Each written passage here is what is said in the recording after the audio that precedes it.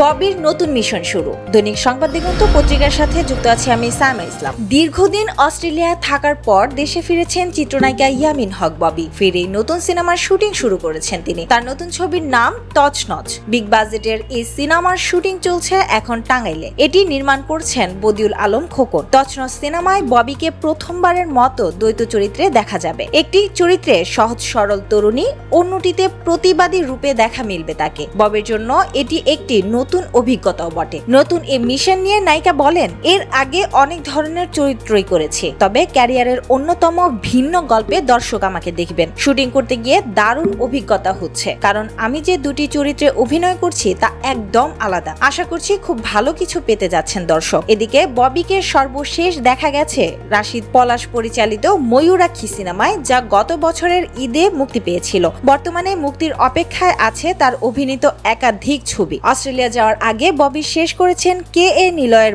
বউ ও অনেক বিশ্বাসের শিরোনাম সিনেমার কাজ। তছনছ ছবিতে ববির বিপরীতে অভিনয় করছেন মুন্না খান।